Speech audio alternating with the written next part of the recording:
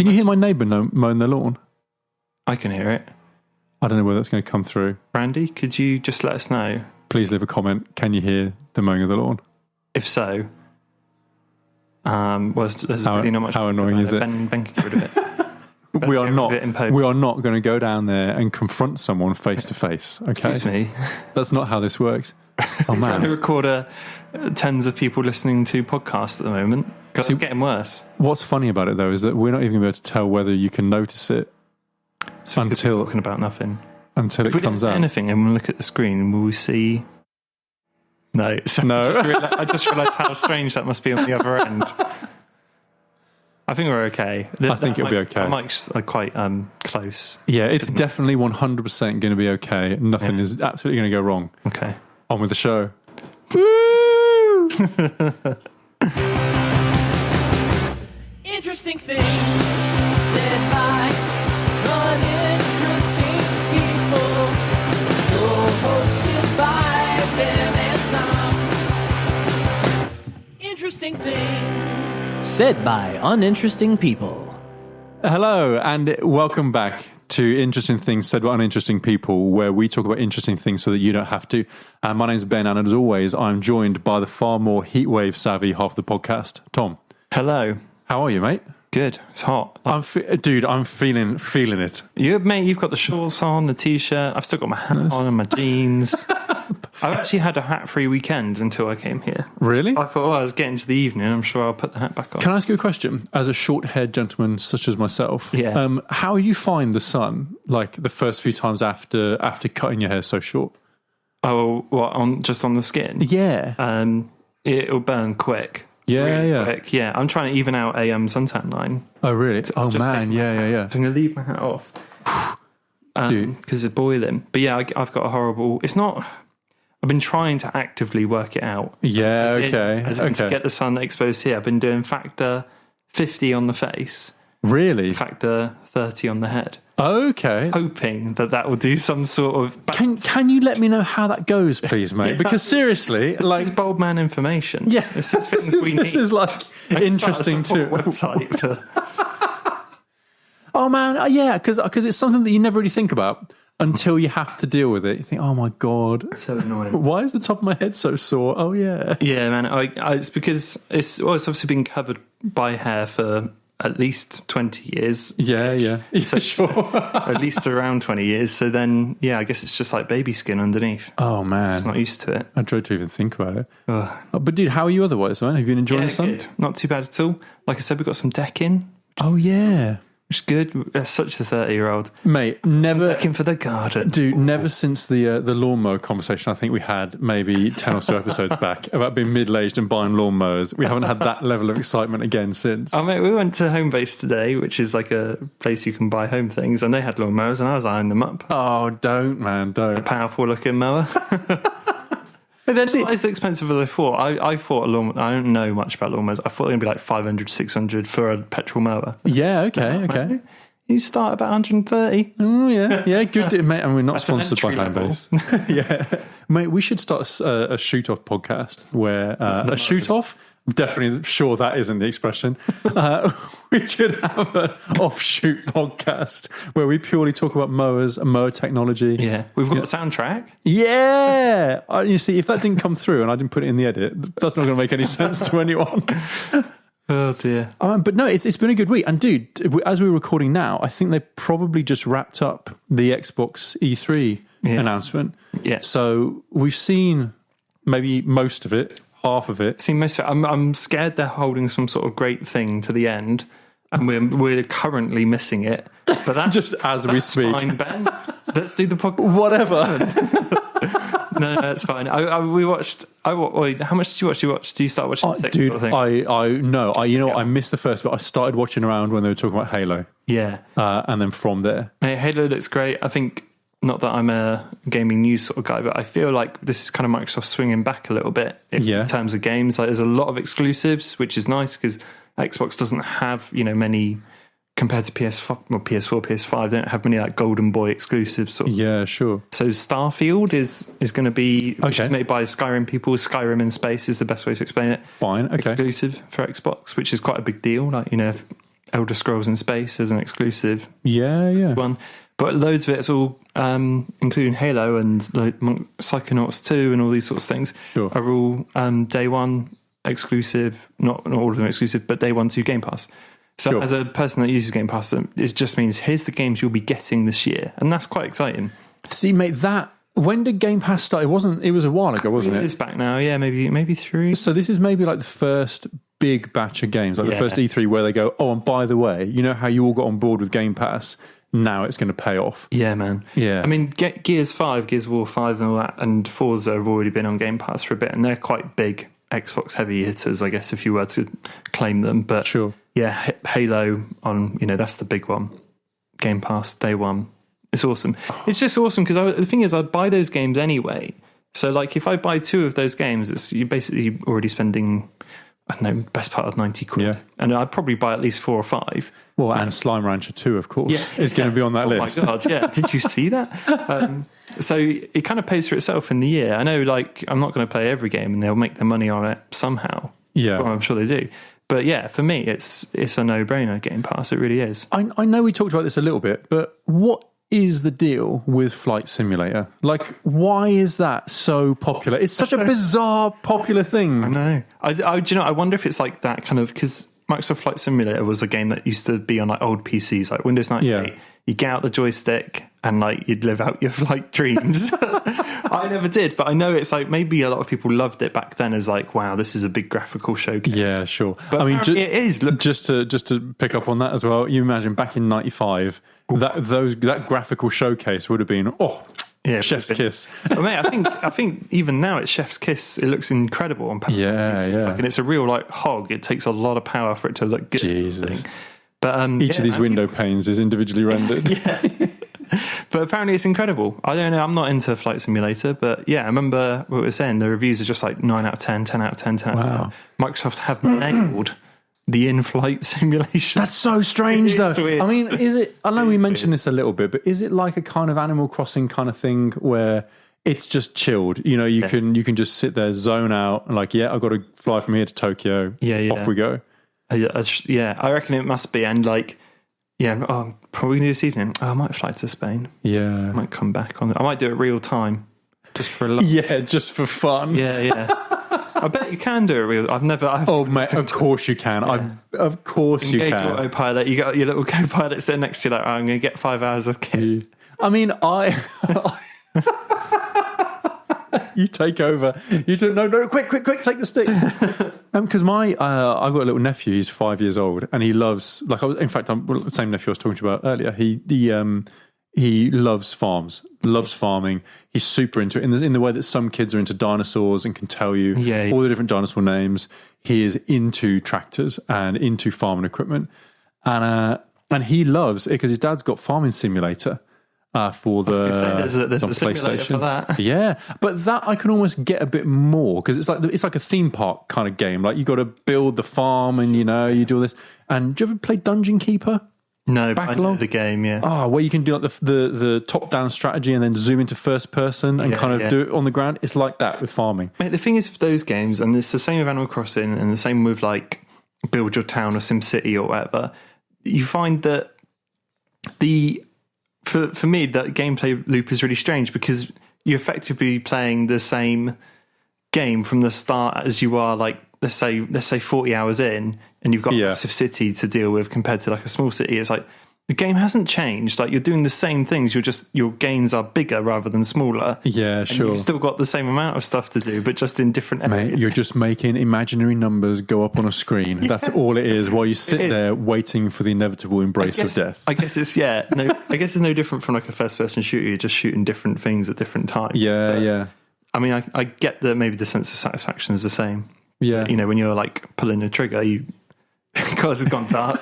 When you're pulling the trigger over you really get to know a man. When you really get to see him. Yeah, see him. But dude, this is the thing, man. I mean, not to rag on games like that too much because I've played games that aren't necessarily designed to be like that.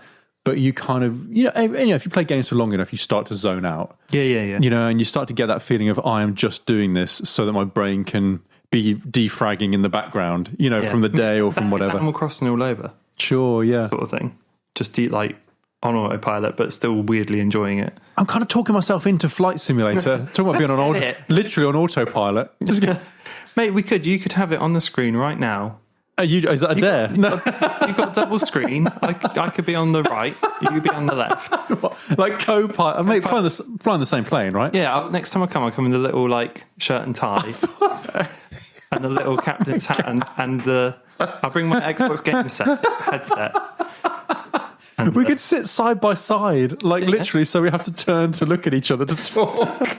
It'd be perfect. Oh, that would be amazing. But dude, I know we got down the Xbox rabbit hole a little bit, but I know you picked up a new console. I did. I picked the PS5. How was that? Right. Here's, oh no! Oh, dude. Here's the story of the PS5. They've been really hard to get. Same with the Xboxes. I think the Xboxes. The Series X has been the same difficulty to get as a PS5, but the Series S are a bit easier to get because I've got a Series S and I really like it. The PS5 is just a classic, you won't be able to get it. So my Twitter popped up, I had like PS5 stock alert UK on it. It said, it's in stock at Amazon. And it's in my Amazon wish list, which is apparently an easier way to add it to your basket than find it and all that sort of stuff. It goes in quicker or something like that. And every time I've done it, this must be like the 8th or 9th time I've tried to like get one and, failed, or maybe even more because I've tried it at like band practice on my phone and it comes up and I'm like, oh, keep trying. Sure. And I was like, I won't get it. I was sitting at the kitchen table. I think I was eating dinner at the time. I was like, I won't get it. But my laptop was there, so I just opened it. Added to basket. It normally does that, so no worries. Yeah. And I pressed buy now, and then that's when it will say, no, you can't have it. Yeah, sure. Your order's been placed. Come in tomorrow. I was like, oh, shit. Oh, no. I'm a PlayStation owner. I was kind of not ready to spend 450 quid. But there it goes, and there's my PS5. Mate, I'd love to be more positive about it, and the reason I have honestly barely played it. Okay. My mind hasn't changed on how it looks. In person, it's disgusting. I don't know what happened at PlayStation HQ. I can't help but feel like it's like, the Sonic movie when they announced it and he looked like the best part. Like a well-used fluffy toy. Yeah. Absolute shagged. Yeah. And then, they did the Switch. I kind of thought Sony might do something like that. Like, it's like dev kit that looks awful, but we're going to make it nice. Sure. But no, that is it. It's a big oversized router and it looks awful. Oh, man. And that's such huge. a shame. Mate, it's huge. Like, I've seen it in the renders and stuff, but I'm doing some Class A podcasting here. It's about that tall, and that's not an exaggeration. So about the size of a medium-sized monkey. Yeah. Yeah, okay. Oh, yeah, if you were to put a medium-sized monkey next to it, you can be able to tell the difference. No, it's horrible. And a lot of people like it, and if you like it out there, then that's fine. You just need to get your eyes. I mean, you're wrong, but yeah. You're entitled to your wrong opinion.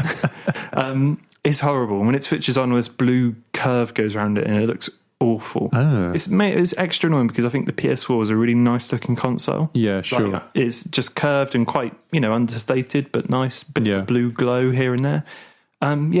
Horrible. But the controller's really cool. All the haptic stuff it does.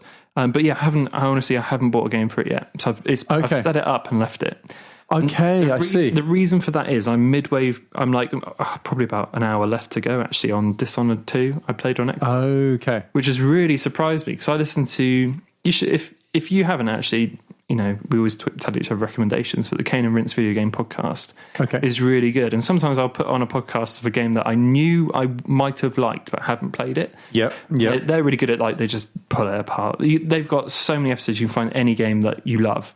So is it almost in the same category as enjoying watching a Let's Play of a game that you're not going to play? Maybe, yeah, but they just really put it apart. Like, this is what I liked about the story. Here's what we loved about the gameplay, and or what we didn't like.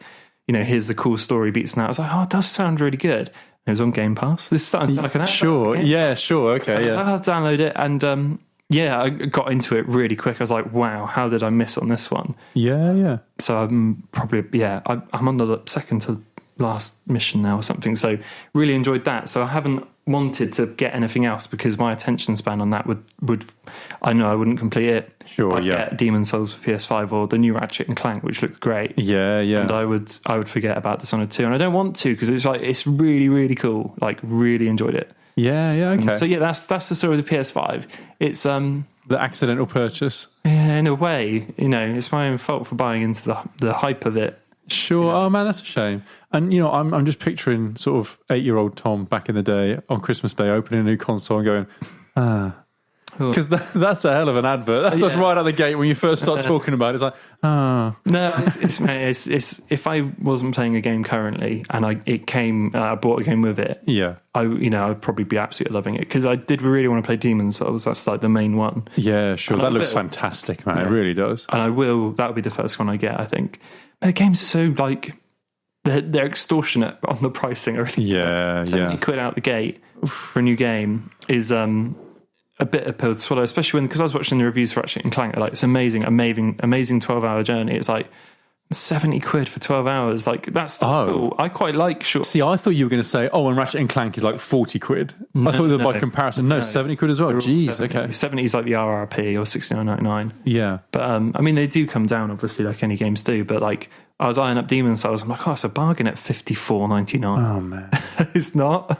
Those days of like 25 quid for a SNES cartridge, Long gone. But no, I will get into it. Another reason I bought the PS5 is because I really want to make some content on it, because there's a lot of buzz online for it, and I've always been interested in gaming. I sound like I'm in a job interview now. Yeah. But I've always been interested in gaming, Ben. So, no, I would like to make some, I've seen some really nice, there's a guy called Spawn Point who makes content online. I really like his stuff. And a lot of his like PS5 based, and I'm like, I could do something like that. Yeah. So, yeah. Oh, man, I look forward to seeing it, dude. I mean, I guess you'd need to pick the games carefully for the reviews, because otherwise you get a load of shade for whatever you're playing. Oh, I can imagine. Why did you not get this? Why did you not pick this up instead? Yeah, why haven't you got Wii Sports on there? Wii Sports. I mean, you're really selling the caliber of your YouTube viewers there. Like, yes, I know. Oh, man, that's a shame. Well, a shame, but I guess a story that we'll see how it progresses. Yeah. It's my own fault because like Resident Evil 5 came out. That looks great. It does. Sorry, not 5. Not 5. No, I know what you mean. Yeah. I don't know why I said 5. Yeah, Resident Evil 8 looks fantastic, and I haven't got that, so it's my fault. Man, I am no gaming expert, as you well know, but the amount of disturbing fan art that has come out surrounding Resident Evil 8 is... They knew that. Unusual. When they designed that certain character, and they were like, make those bigger, they knew they knew what they were doing. And it worked. I mean, it's like, because it's, how can I put it? It's like, it's a perfect, on paper, that's a perfectly viable idea for a character. Woman who is just slightly bigger than a normal human. Yeah. Not like a giant, but like tall. 9 foot, 10 foot tall, Yeah, that's a scary thing. Yeah, it's off-putting. Yeah. But that also starts to play into some of the weirdest fantasies that are going around online, of just these anyway. We'll leave that there, I think, mate. You can just imagine them though, and like, we thought of this character, like, oh yeah, it's great. Can you just tweak that? Just make those. Yeah. Just really pump them up. She's not looking, sexy. Sexy enough. God, well, she's already 9 foot tall. Make her 10 foot tall, and enhance. Oh man, enhance. I wonder. I would love to. I mean, look, love what you like. I'm not. No, there's no kink shaming here. But I would love to think there's a real pervert working on Resident Evil, going, "Hey guys, on Resident Evil 5, when I started talking about this idea for a villain, is it time? Yeah, fine." Can we do it? Just got like a really rough drawing, like it's this comes out with like the authorities to it, like we're doing it. But I would argue it worked. Yeah, fair enough. Played perfectly into the gamer's hands, and oh man, mate, Randy said it. Not throwing Randy onto that boat, but he said the game is fantastic. Okay, Resident Evil 8 is really good, and I've seen the reviees for it. You never know, man. Could be a good pick. Yeah. Dude, something else that started other than your PlayStation 5 career. We had the first episode of Loki this week. We did. Yeah, and you watched it? Yeah. And I watched it. Woo! Your thoughts first, man. What do you think? I really liked it. And if I'm trying to, as the summary level, I thought it was really good. Yeah. Really enjoyed it. I'm into it. What did you think? Yeah, same page. Really liked it. It took me a little bit longer than it normally does for me to like click in with Marvel stuff. Sure. Because he's still like bad Loki, and we're used to the newer sort of better Loki. Yeah. The more nuanced, more like developed. Yeah. But it was nice how they kind of broke him down, so he's back to that guy again. I think they rushed it maybe. Yeah, I think with that bit, because you're right, because this is Loki from Avengers 1. Yeah. So, in Endgame, where he escapes through time, he kind of, when he doesn't originally. I think it's kind of, you can see what they're doing with that, where he's looking at his own memories of the things that are going to happen to him. Yeah. You can kind of see that they're going, okay, well, let's just bring him up to speed, Yeah. But I didn't mind it. I thought that kind of worked. No, it didn't. I liked the, he kind of realizes that he doesn't control anything at all. Yeah. Him thinking he did. Yeah. No, I tell you what I loved about the TVA was just that retro cool aesthetic to the whole thing. There's a certain old school Marvel vibe to it, where it's kind of like the Kirby kind of style, where it's that very weird and wacky, but at the same time very grounded in it's like real life, analog. Yeah. TVs and tapes and tape decks and the computers with spinny wheels, right? Yeah, sure, and stuff. Yeah. I mean, I would say there's probably nothing to spoil about the first episode. Not really, but I did find it. I don't know. It feels a bit harsh when Loki just shows up and they go, "Oh yeah, you've broken the law." Yeah, it's like, by doing what? Yeah. What did he do? I do feel ever so slightly sorry for him because the cube lands by his feet and he just takes the opportunity. Yeah, and then they're like, "No, that can't happen." Well, how do you know? Yeah. And he had nothing to do against that, which is great. Of course he's going to take the opportunity. Yeah, but you would if you're in that. Well, when they have that kind of cartoon that brings you up to speed on what the TVA do, the time, what is it, time variance authority? That's right. Yeah. When they kind of have that little cartoon, the Welcome to Jurassic Park kind of cartoon. And they go, oh yeah, you could literally just go through the wrong door and that's not supposed to happen. So we need to vaporize you to get you out of, stop you from making this alternate timeline. I like how they're introducing the idea of multiple timelines. Yeah, because I think it's such a hard concept to grab. Even when I go down a Wikipedia hole on Marvel and I start reading about alternate timelines, I'm like, I'm getting confused. Yeah. And I find it interesting. Yeah. How would you bring that to the MCU for the average cinema goer? Yeah. How do you bring that over? Well, slowly, I think, man, which is what they look like they're doing. Because the new Doctor Strange film, when that comes out, that's Doctor Strange and the Multiverse of Madness. Yeah. But in this, they're saying we have destroyed the multiverse. The old, that's part of the history, isn't it? They destroyed the multiverse and now we have one timeline. The sacred timeline. So I'm presuming that by the end of this, we'll have the multiverse again. Yeah, be back. You would assume. The impression. I absolutely loved how the Infinity Stones are played into it. So if you remove one, it breaks the timeline. Yeah. And then, the second they go to the TVA, it just deactivates it, loses all its power. Yeah, it's sure. Or hanging around, people use it for paperweights. It's it's funny how they've just seem to have so much power outside. Yeah. Well, it's like the idea that there's always the bigger bad. Yeah. There's always someone who is just more powerful, who can just say, right, no, you're not going to do that, or this isn't going to happen. Yeah. I'm interested to see what they do with the villain. Or the apparent, villain that they're chasing. Yeah, well, I guess that's potentially the only spoiler, isn't it? I think so. So, it doesn't. It's end of the first episode, and you don't really see anything. No. But if you're really, I'm stalling here just in case you really don't want any spoilers for this. Just skip ahead 10 minutes. Yeah, but when they find out that it's another Loki, that they're after. Yeah, it's we're trying to chase you. I'm interested in that, man. I'm interested to see that. My brother-in-law had an interesting take on this because he prefers the different character Loki where he is bad, but he is more threatening and more of a villain. Where he is dangerous. You know, he always seems like not a reluctant villain, but he's not like your big bad, is he? He never felt bad, even in Avengers. He's just he's got issues, he's doing this because he's sad, or he's doing this because he never really did what he wanted to do. Yeah. No, nothing malicious and disgusting. Yeah, sure. How good is Owen Wilson in this? He's great. He's so good. He's really good. He's pitch perfect casting for that character. Yeah, well, so far at least. Yeah, I like it. But I like how they've got those little devices that show the divergent timeline. It's we've only got a few minutes left. We need to go. Yeah, sure. And they just delete the entire timeline with some sort of plasma. Yeah, is the best way of explaining it. It does look a bit Fallouty. Yeah, definitely. Are you getting that? Yeah. Like even down to the kind of Pip Boy, like you say, like the displays. You know, Yeah, massively. Especially with the actual TVA. Looks something. I suppose there's only so many ways you can do like 1950s style Fallout, like Armageddon style. Yeah, definitely.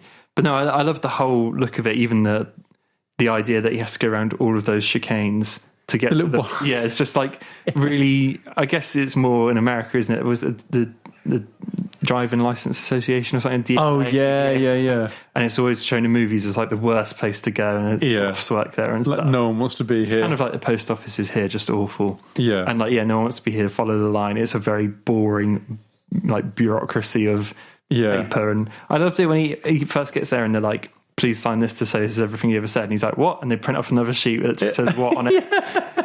And he doesn't say that. Then he has to sign it. That's great.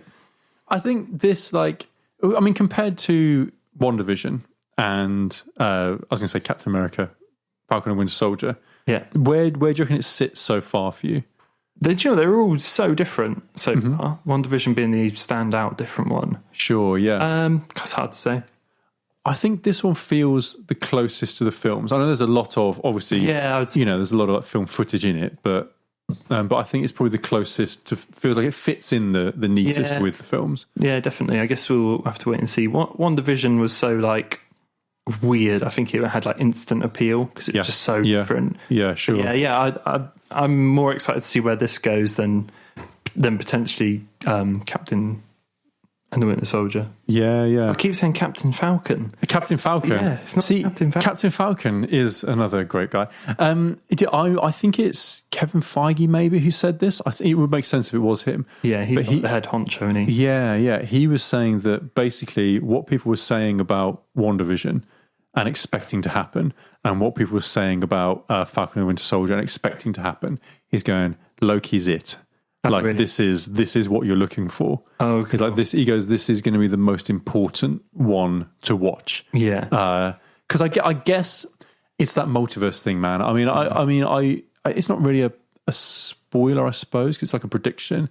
But if Doctor Strange is going to involve the multiverse, then something's got to happen from where they are now. Sort of ripple effect. Yeah, sure. When I was watching that Screen Crush thing with Ryan Airy, they're definitely worth watching if you are interested in more of those things. Yeah, he was saying that the DVA, or what's it called, the TVA, TVA are in the comics they keep some deviants or whatever they're called around. Yeah, variants. Keep some of the variants around because they're so useful. Like, apparently there was like a Wolverine that was a vampire. Okay. They kept him around because he's just so good at deleting these other timelines. Yeah, right. So I wonder okay. if you're going to like hold on to, maybe they're trying to plan that with Loki. Like, we'll hold on. Yeah. I wonder, man. I wonder if it's like a way eventually by the end of it of them having just the character come back. You know what I mean? Like in a roundabout kind of way, they'll go, right, well, you can just Loki. Yeah. I think like I said before we started, his position is really cool. That's the most interesting thing right now. Yeah. He's been completely punished for something he had no control over. And, it's kind of funny to see, but you also just feel sorry for him. It's like, he's done nothing wrong. And he took an opportunity, as he would, field of mischief or whatever. And now he's completely at their whim. Right. Pretty much. It's I don't know, like we said before, I don't know how many episodes it is, but I'm interested to see where this is going. Yeah. I'm into it. I'm on board. I'm jammed for it. The one thing that Screen Crush thing did point out, the title screen is all the different like letters of Loki jumping around. Mm-hmm. They're saying that's how many different Lokis there are. So there's there's potentially loads of different Lokis. Okay. So and the text is trying to show like each one has its own style, font, whatever. Interesting. Yeah, sure. That's just obviously someone's opinion, but okay. It makes sense. They seem to do that sort of stuff. Yeah. With titles and things. Yeah. I mean, I always like this. I say always the last couple of once you realise what's going on with the last couple of series from Marvel. In the end credits, they don't put all the names in the end credits to start with. Oh, they not? But because they haven't been in the show yet. Oh, of course. So, like when Baron Zemo wasn't in the first couple of episodes of the last series, his picture comes up, but without the name. So I've been looking at the credits, the end credits, going, I wonder who's going to go there. I wonder what that's going to be. Oh, mate, not to go off tangent, but Zemo was great. He was great. No, Winter Soldier. He was probably my favourite Yeah. character. Again, the sort of villain you don't feel too bad for in the end. Yeah, sure. You kind of do, but he seems nice. It's like, sure, yeah. Like, but mate, that's the number one rule for compelling villains, isn't it? It's like it's they need a motivation where you'd go, oh yeah, I get it. Like, I don't agree, and you're an arsehole, but I get it. Yeah, that's kind of what I think for me at least fell flat a little bit about Thanos. It just didn't really. Sure, he was almost a big bad for big bad's sake. Yeah. Building up to him for ages, but like, destroying half the universe he's just like this raging lunatic. Yeah, dude, cool thing to do. I mean, not to dive straight into films that are years old, but if you got the power to delete half of the universe because they're using up all the resources, have you got the power to double all the resources? Yeah, I mean, it's an easy argument, isn't it? Just double the resources. Double everything. Do what you like, And also, you could argue by snapping your fingers and getting rid of everyone, you're just delaying the inevitable of it happening again. Yeah. Because they'll just reproduce. Oh, man, see, I think we finally villains. Yeah, I think we. Yeah, I think we finally, we've poked enough holes in the whole of the Infinity Saga, whatever they called it. Dude, I didn't realize this, but it is 20 years since Blink-182's "Take Off Your Pants and Jacket" came out. I don't know why I'm patting my leg while I tell you this for emphasis, like pat. That's crazy, right? That's really old. I know you're a Blink fan. Yeah, as am I. Mate, like I said, I'm a kind of a later Blink fan. I didn't start listening to him when I was in college. I was 16, as opposed to I don't know, when do you get into Blink? Normally like 13, 14. For me, no, dude. I was maybe 15. I think this came out when I was 16. Oh, okay. It must be, yeah. Because I'm 36. Yeah, I started listening to them because of the self-titled album. I think my brother had the CD of it. Yeah, sure. He had it in his car and we listened to it. I was like, wow, this is amazing. And then I went backwards. So I started looking at all the other stuff. Sure. I got to like Dude Ranch. I was like, it's getting a bit crap now. Yeah. And then, listen, wait, no. Too far. Take it back. Yeah. But no, it's crazy. It's mental. I think this was the first. No, I'm trying to think because I was into. I don't know if I told you this story before. Maybe stop me if I have. But for the sake of the pod, back when we were playing Midtown Madness on PC, and then we turned the in-game music down because I remember it being no good. Yes, and we had MP3s playing in the background, and my friend had given me a bunch of CDs, and I didn't really pay attention to what they were. MP3 ripped them all because that was novel in itself back in the day. And then these songs kept coming on while we were racing around San Francisco. I kept saying to my brother, "This song's really good."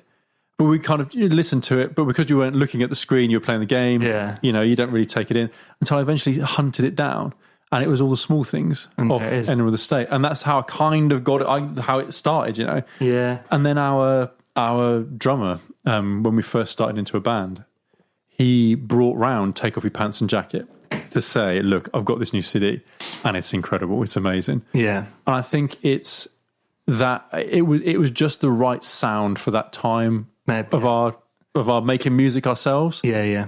So I mean, we unashamedly went after that sound. Oh yeah, completely, just in terms of production, in terms of songwriting, even, or in terms of like arrangement. 100%. Mate, that would be the height as well. What is this? 2001, maybe 2001. It would have been. Yeah. So that's the height of like pop punk being in the charts, being all the big movies like American Pie and stuff. Is just. I think Blink were even in American Pie. They were, yeah, sure. Like on one part of it. But yeah, that, on The Simpsons, all that sort of stuff. Yeah. Blink was all the rage. And they were like at the top with them, Green Day and like, Bowling for Soup and stuff. Yeah, sure. Massive stuff.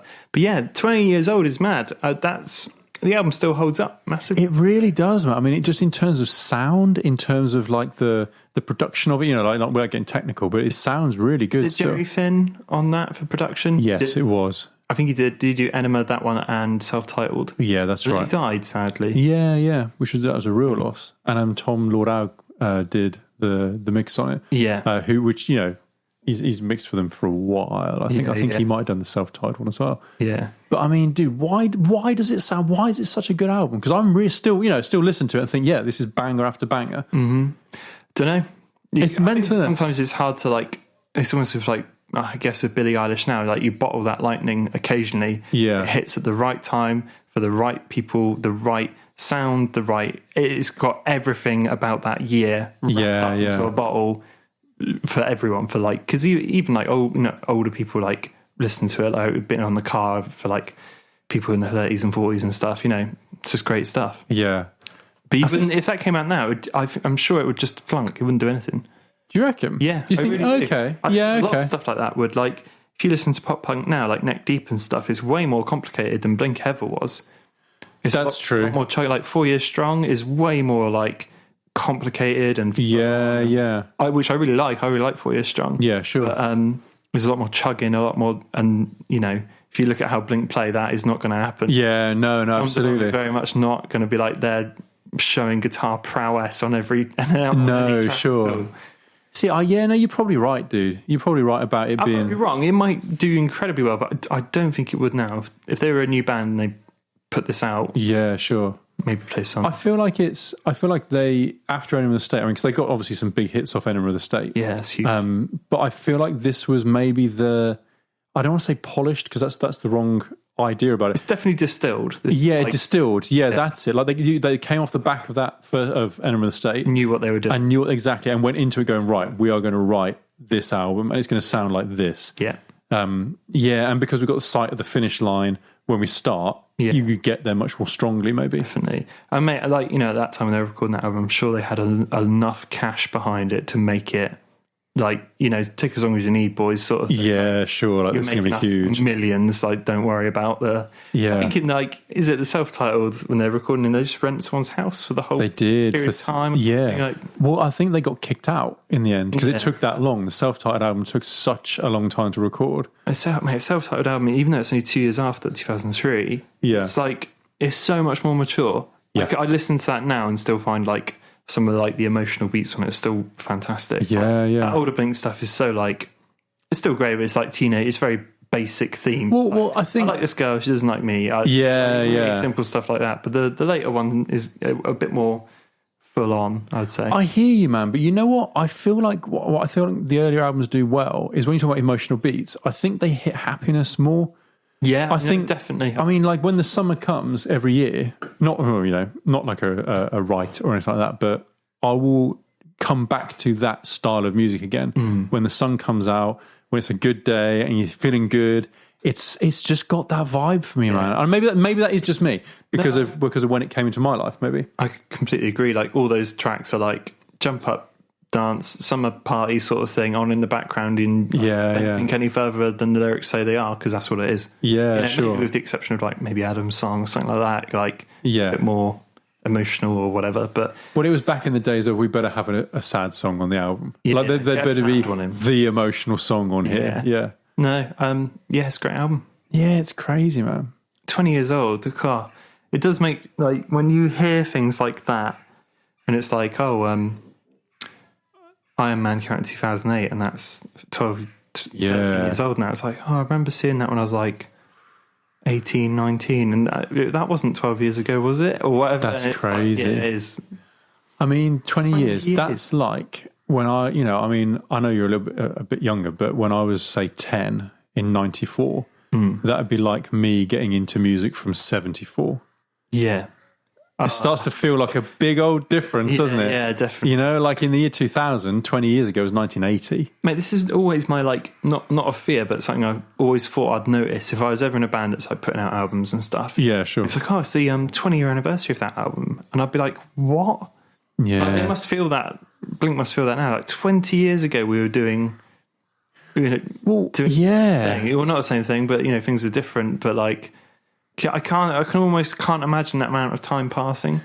I almost feel like that might start to become unhealthy as well. Like because however long it wasn't that long ago that it was Enema of the State's 20-year anniversary. Yeah, and it won't be long before it's the Untitled self-titled album's 20-year. So you almost get to relive your career when Blink aren't as big now. They're still huge. In terms of what they pull, in terms of like the fan, but they're not at the height of their fan base, Not at all. And that's not going to. I mean, unless they have a massive resurgence, they're not suddenly going to become like a bigger band again.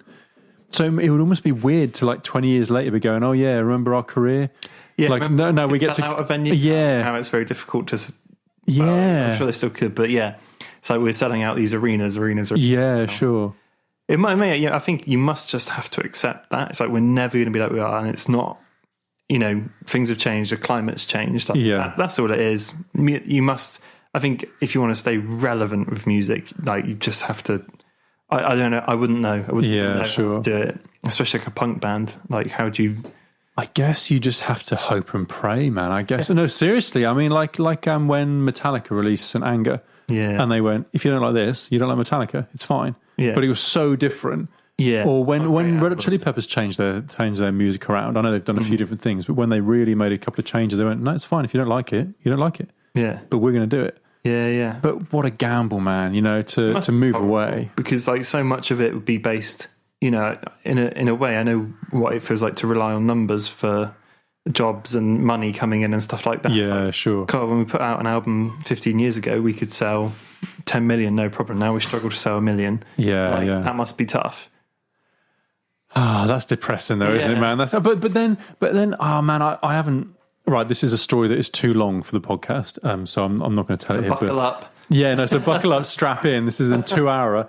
No, it's the story of Dave Mustaine, the guy from Megadeth. Have I told you? He was in Metallica, wasn't he? He was to start with. Did I tell you about this story? I don't think so. Because there's more to it, man. Because basically, he got booted out of Metallica just as they got signed. Yeah, and then his whole career from then was based around revenge against Metallica. He didn't just want to succeed, he wanted them to know that he was better. Yeah. He specifically said, I wanted them to be working in McDonald's and listening to my tunes on the radio. And Megadeth have sold, I might get the numbers slightly wrong, I think it's like 25 million albums. Yeah. And he's hugely successful. I mean, Megadeth are like one of the grand old masters of metal, like they're super revered. Yeah. But and he said this recently, still not happy because Metallica sold 100 million records. Yeah. I mean, what a twisted up life, man. Yeah. Yeah, you can't live like that forever. Thing. Also, Metallica have got such a wide... I wouldn't even know where to start because they conquered so much in terms of like mainstream appeal and stuff as well. Staked out a lot of ground, yeah. Yeah. Megadeth is more thrash, isn't it? Yeah. Pretty much. Yeah. This would be painful for Dave Mustaine to hear if he is listening to this. But I'm sure Dave is a big listener. I listen to a lot of Metallica, but pretty much no Megadeth at all. Mate, you're not helping him bump up those 25 million albums. Yeah. Got 75 more million to go. I know, and I've bought a Metallica album in the past. Oh, man, yeah. You are hindering. Yeah, no, sorry, Dave Mustaine. I'm sure you wait in a minute. It'll be. Wait, are you saying Dave Mustang?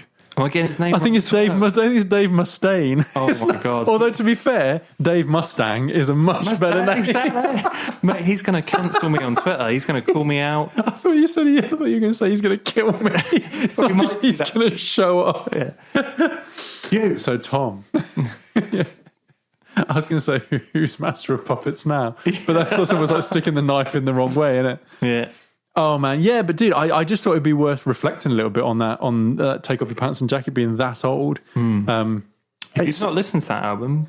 Oh, yeah. Like, I don't know if we have any listeners who are very likely might be under 20, like might be 18, 19 or younger or whatever. Yeah. If you've never checked it out, it's worth having a listen to that album. Maybe it's officially listening to old man music now. I know. Almost 20 years ago. That's so bad. It's so weird. But hey, like I say, it holds up. All right, it's not like listening to something that was recorded onto vinyl back in the 1920s. No. Oh my god. It's funny when you think about that. It's like when your parents are like, oh, you only listen to it. Oh, they don't make it like this anymore. Yeah, but they actually don't. No, they don't. That what's really weird is that. Sorry, man, we're so off on a tangent now. But I won't remember having a conversation with someone who was saying, "Oh, there's no music that's as good as in the '60s." And I was like, "Okay, well, I don't agree with you, but why?" He says, "Well, you look, people still listen to music from the '60s now." Yeah. People are still around from the 60s. Yeah, but I had to kind of point out to him, and needless to say, I had the last laugh. Because I had to kind of point out to him saying, well, yeah, that's the only popular music that's been recorded. I mean, I know we were recording music earlier than that, but, when radio really took off with music on the radio, it's like, yeah, that's why people still listen to it. That's when it began. Because you can still get it. Yeah, people still listen to music from the 80s. Yeah. But it's just that the 60s happened first. That's why they've been listened to for longer. Mate, some 60s stuff, because I used to be a huge fan of the Beatles. I guess I still am, but I don't listen to them anymore. Yeah, I think sure. I OD'd on it when I was like a teenager. Like, had too much of it. Yeah. I don't really listen to it anymore without like going, I've heard this 1,000 times. Some of those early Beatles recordings are rough. Yeah, really rough. It's like vocals in one ear, guitars in the other. Oh, man. Somewhere between the two. And that honestly is it. That's how it's mixed. Done. Yeah. That's how it used to, like some Beach Boys stuff is the same. That's like, crazy, isn't it? Really like basic mixing, like that will do. I mean, this is what I'm thinking. Like, it's 20 years, for example, from that Blink album now. One day it'll be 100 years old. One day it'll be 200 years old, but we'll still have access to it. Humans, I mean, I won't. Yeah. I'll be gone. Imagine saying that. This Take a Pants jacket's 100 years old, but it's still great. It's still amazing. Yeah. Well, you got your Dickies on, like going around the nursing home. Dickies on in my spaceship. To Blink still. That'd be incredible, man. But anyway, I'm not sure I have too much more to say about it. And I know we have got something else that we wanted to talk about before we wrap up. But I thought it was worth mentioning. Yeah. What was that last thing? The last thing we're going to talk about is Inside. Oh, yeah. Oh, no. Bo Burnham's new comedy special. We've almost spent too much time on the Blink thing. Oh, man. Cut it out. Cut it, yeah. Okay, right. Moving on. Professional podcasting. I heard this special described as the best comedy special that I never want to watch again. Mm-hmm. Tom, is that a fair assessment? Yeah, I think I would watch it again, though. I feel like you'd get more and more out of it each time. It's one of those, like, ages like a fine wine sort of thing. I bet there's so many little things I missed. Sure. Because it's like that. I guess for people out there that don't know what it is, it would have been on your Netflix, because it's like the only thing they're pushing right now. Yeah, sure. But yeah, comedy. It's hard to explain what it is. It's almost like, well, I mean, okay, so Bo Burnham is a comedian.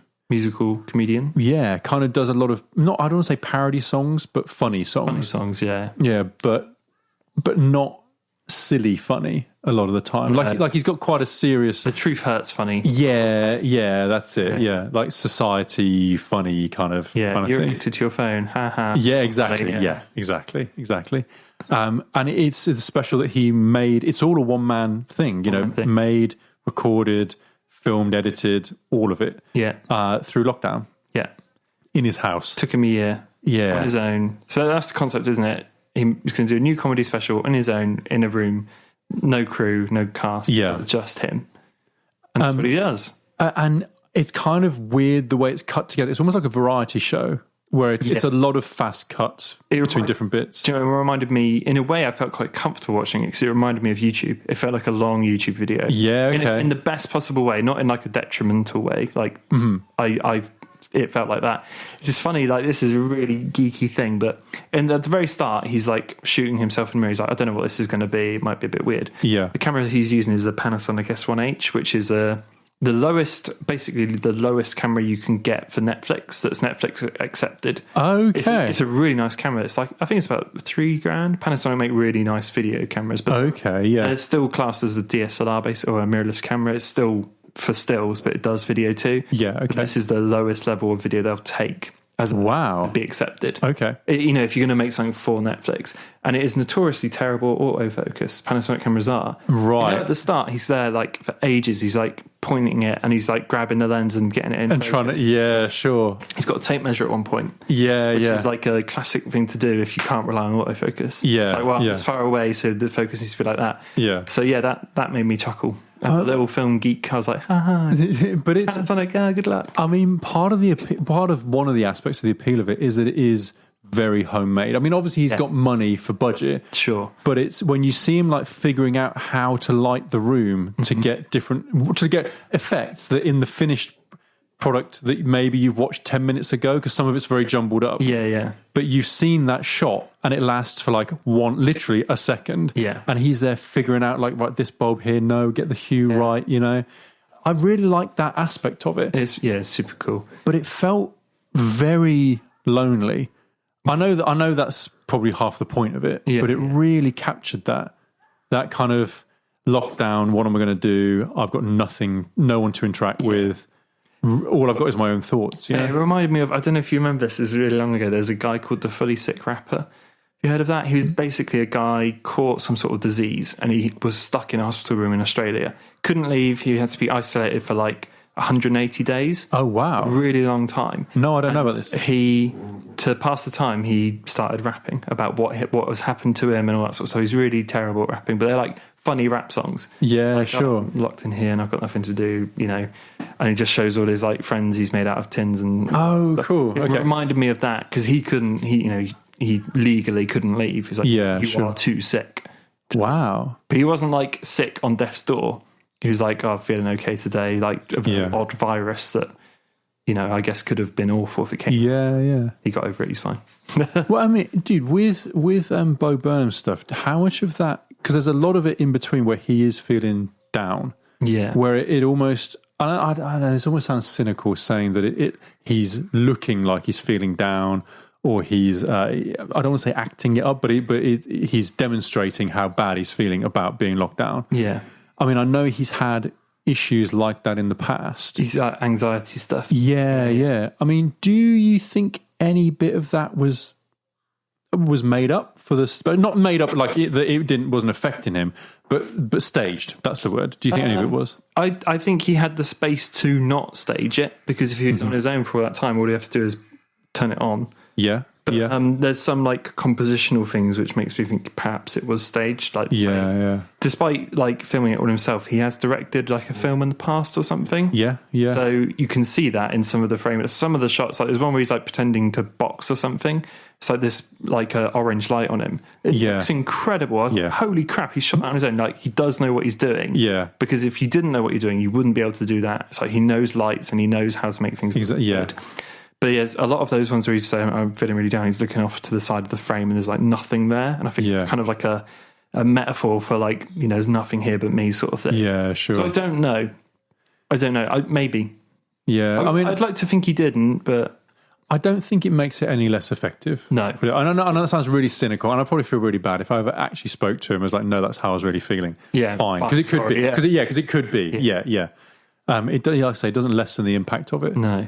Mate, it's great because it's so, I was saying to Kate, it was like, it's hard to describe how the flow of it, like I was saying to you at the start, like the first 20 minutes didn't land for us at all. Like, he did that song with a sock, and I was like, is this shit? Like, what have we turned on? Sort of thing. And like, Callie was on her phone. I was like, it's not a good sign. Sure. Like, you know, the attention has gone. There's lots of things like that. But I think it was like, what made us like die, like literally we're both laughing for so long, is when he reacts to himself. Himself, and it goes on and on and on, and it's become so confusing to listen to. We're both in tears, like dying to that, and that's when it finally solidifies, like, no, this is amazing. Like he does get it. It's so funny. And the white woman Instagram, dude, that was a highlight. Perfect. Man, highlight. Absolutely, I mean, perfect. I probably had 3 bits that stood out for me. One is the opening song.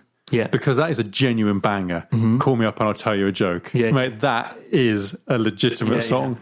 The white woman's Instagram is, like I was saying, with setting everything up for a 1 second shot. I think you get a lot more of the kind of making of that later in the special. That's where a lot of that comes from. But then the Welcome to the Internet song towards the end. I've listened to that so many times. It's so good. It's brilliant. Someone, I don't know if you've scrolled the comments, I think one of the top comments is, and it's so perfect comment, is like, this song sounds like it came from a villain who won, but won fairly. Yeah. Because he's like, when it breaks down towards the end, he has that kind of laugh. Like it was always part of the plan to put the world in your hands sort of thing. Like, no, this has been the plan all along. You've always been able to look up anything you want. You're addicted. Now you're completely in service to it. You did it all yourself. And it's really effective at making you think about, like, oh shit, that is my life, or like that's part of my life, you know. It's so, like, some of the commentary that he makes in the songs is so effective. Yeah, mate. Some of the things, like especially with the white woman Instagram, is probably the perfect example. Is like a lot of that stuff I avoid anyway. Like, you know, Facebook, I've got it, but I seldom go on it. And I've got Instagram, but I don't. My personal one, I post on it so rarely. I very rarely scroll that feed. But I scroll the bite review one a lot, and that, like I've said in videos and stuff before, like that's only full of stuff I want to follow. So I don't compare my life to other people's. I think I skip on a lot of that stuff because, like, you know, the a lot of people always compare themselves to others, like, oh, they're having so much fun, they've got life, sure. you know, I'm crap, I've got nothing, sort of thing. I feel lucky because I never see that, and I never think, oh. Yeah. So that's good for me. But we looked up a few people that I know after watching that White Woman on Instagram, and it was just spam. It is, and I think the thing that's nice about it in the song, even the whole song, kind of alludes to like, and I think I've spoken to your brother potentially about this, is like, and sometimes I wish I could be happy with just that. Some people post like, here's a picture of me and my mum, my friends, going to the job, like Friday, yay, sort of thing, like and looking forward to, and then back to the 9 to 5, but that's my life and I love it. In a way I envy that, because like your brain never ticks over in the evenings and the bedtimes and like thinking about what to do and make, and I can't sit there and anymore. I used to be able to. I can't do the 9 to 5 job thing anymore because it would make me mad. Yeah. Like I don't want to do that. I want to be making or doing something else. Yeah. I think that's a bit of a weird curse with being, quote unquote creative. Dude, 100%, mate. I know. I don't, and you know what? I don't even have a lot to add to it. I think you're exactly right. Yeah. It is really difficult. And you know what? Sometimes I would love to be like that. Like exactly like you say, just to be able to go, well, I don't have to worry about anything. I'm not working on anything. I'm not trying to make anything the best it can be.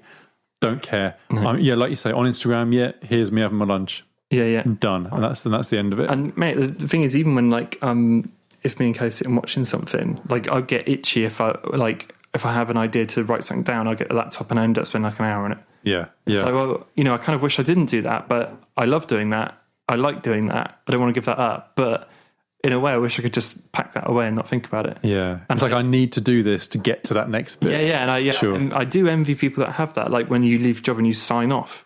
Yeah. You've signed off. There's nothing to think about. Like it's the dream. Callie has that in a way, and she can just completely work's gone. Why would I think about work? I'm not at work. Yeah, like, sure. I don't have that. I don't want that, but I kind of do want that. But I think in that to come all the way back round to it, you kind of alludes to that's fine. Yeah, and in a way, if that's what people want, then that's absolutely okay. Yeah, I think I watched their Inside Explained. There's so many of them now. Some of them are really great. There's one bit in that White Woman Instagram where, because it's all in a square to represent Instagram, right? So the whole thing's filmed like that. And there's one part when he talks about a lot of girls talk about their mum that have passed away or something, but the frame slowly opens and it opens to a full cinematic 16:9 because I think, in this commentary saying they're finally showing some emotion of who they actually are. And then the second it just closes back off, it's like, here's my food. Here's the 27 balloon thing. Yeah. Which is like, sad and just another interesting commentary. That is really interesting. I mean, it's... What I be wrong? It's just someone's but it's obviously deliberate. I mean, like you say, he knows what he's doing. Yeah, he knows enough what he's doing to make that a deliberate choice and to have some meaning there for it or some direction for it. Yeah, but I think that's maybe what I would definitely recommend it. I mean, if that's not clear enough, I would definitely recommend people to watch it. And if you are feeling a bit weird with it in the first 20 minutes, that's fine. Yeah, just keep pushing on and it. Just stick with it, it does, because it's not supposed to make you be laughing all the time. No, that's not what it's for. But it's what I like about it. I think is that it's because it's a one-man thing. It's almost like very much a passion project. Yeah, because I've got friends like this who have similar sort of skill sets who, if you locked them in a room for a year and went, just make something, they would make something that was absolutely brilliant. Yeah. Because you've got that much time to be, dude, in a year, what does it matter if you go, I need a specific light? It's going to take 2 weeks to arrive. Fine, I'll order it and it'll be here eventually. Do that shoot next week or whatever. Yeah, and I'll get that one shot, or I've got hours to figure out the exact choreography with the lights to make sure I'm making it look how it needs to look. Because, dude, there's so many different woven threads together. I mean, there's the songwriting, which is legitimately good. Excellent, yeah. The performance, the kind of, not just the musical performance, but the acting performance as well, in the bits that are him needing to be visually, acting, what have you. But even the kind of homemade, improvised setups to create effects, the creativity of some of it is really good. Incredible. Yeah. I think there's one towards the start where he's got like a lamp on his head and he puts a disco ball and it goes boom, and it opens up. I was like, holy where did that come from? It's my favourite kind of thing, man, where you're looking at something going, what is that? Is that just it? With the light on, is that, okay, that looks weird. That's a cool kind of setup. And then you have like the reveal where, like you say, like he points at the disco ball and you go, oh, right. Oh, I get it. And it was there all along, Mate, one of my favourite lighting things he does is in the Turning 30 song, he kind of holds a light. Funnily enough, it's one of the lights I have. So it's just a cheapo, amateur sort of thing. Turns it on, he just rotates it around his body, and you get the shadow all around the thing, and it's great. Yeah. Like, where do you even come up with an idea like that? But again, like you said, he's got all that time. He'd probably have a week spare to just go on YouTube and think, lighting effects. Yeah. And that would be great. I think even if you don't find it funny, even if you don't find it affecting, if you don't find it interesting, if you're not interested in what he's doing from an art point of view at all, but you're interested in filmmaking, I would say it's worth watching it just for that, for composition and lighting and just how to put together something that looks captivating. That's what it is. It's visually interesting from start to finish. It is super. Agreed. It's like his tour de force of all of his talent poured into one thing, isn't it? It just looks incredible. Yeah. The I was going to say, even the Welcome to the Internet song, where it's just like the lights he turns on and off at certain times. The great thing is you see him point the remote. Yeah, exactly. And the lights come on. That's the little things like that. Like, this is how it's made. That. How else would he do it unless he put it on his foot or something? But he just think, no, that's my own. That's how I'm going to do it. I want you to see this as well. Like, there's no secret here. Very awesome. Yeah. Very cool. Dude, I don't think I have a lot more to say about it, but I'm into it. Yeah, Matt, I honestly think I'd watch it. I think I would watch it again. I might take a break. Yeah, sure. And come back to it. But I just thought it was, just generally all round. Yeah, it's great. It's the sort of thing where the more you think about it, the more you're like, oh, maybe that's why. Oh. Yeah. But it's cool. To be fair, mate, even a year, which sounds like a long time to make something like that, isn't. I bet the time went quite quickly for him in places. Not all the time, but I bet in places where it's like, I need to get this song done by next week to stay on task. Yeah, sure. I bet there are a few crunch moments like, holy crap. No, I need to go. I need to actually work now. Yeah. But I bet there's some weeks where you're just like not getting much done. And if you've got no one to bounce an idea off, that can be hell. Yeah, and it can turn out crap sometimes. Yeah, it can. But luckily not here. Yeah. Well, we're not seeing all the stuff he shot he didn't put in. I'm sure there's loads of stuff he hated. I bet, man, that would be interesting. Yeah. That really would be interesting, actually. The one last thing before we stop talking about it was the Twitch stream of himself. Really made me laugh. Yeah. That was fun. I guess I'll cry again. Yeah, mate, the little addition of thanks for the 4 months up. Yeah. Touches like thanks that. for the 4 months. I appreciate it. Yeah, really funny. Like, and he obviously gets it, sort of thing. It hasn't been written by a bunch of people in every month. Yeah, sure. Bit that would be funny. Like, no, he's obviously watched it in the past. Yeah. But no, it's great. Oh man. Well, dude, I think that's probably the episode. There we go. I think that's everything. I mean, we've talked about some good stuff, some not so good stuff. But all round, good, solid episode. A good episode. 5-star rating if I've ever seen one. I think so. If someone was ever going to leave a review, which you can do in app, you can just go straight into your app and go, I'd like to leave a review, please. Nice. You just say that at your phone, and I don't know. I don't know the specifics. All right, I'm an ideas man. You just review the podcast. 5 stars would be nice. Done. None stars, whatever. Fine. It's all the algorithm. It's fine. But Tom, if people want to talk to you directly, where can they find you online? It's at Bite Review everywhere, but where can they find Ben? At Benji Wanlung on whatever. Whatever. Or I think you can email us directly, ITSBUP. ITSBUP.com. I told you, didn't I? We have ITSBUP.com now. You did. Yeah, I think there's not much there, but there's stuff there. It is a perfect place to link you to somewhere else where you can listen to it. Absolutely. But in the meantime, link tree of our website. In the meantime, thanks for listening. If you got this far, we do appreciate it. We do. And we're coming up on 50 episodes, mate. Oh, wait. Yeah, at some point soon. I couldn't. I think 50th episode. Is this 48? I don't know for sure. But yeah, only a couple to go. Maybe we'll do something special. We should. Pizza pie. Yeah. We have a guest. Maybe. Oh, write in now if you want to be a guest on the podcast. No, you know what? Don't do that because it always offends to be told no. Yeah, if you want to be on the podcast, phone up and tell us the answer to this simple question. Yeah. Why do you like the podcast so much? Yeah. Anyway, it's nice to see you again. We'll see you for another episode soon. Bye. Bye. And that's the end of that. Da, da, da.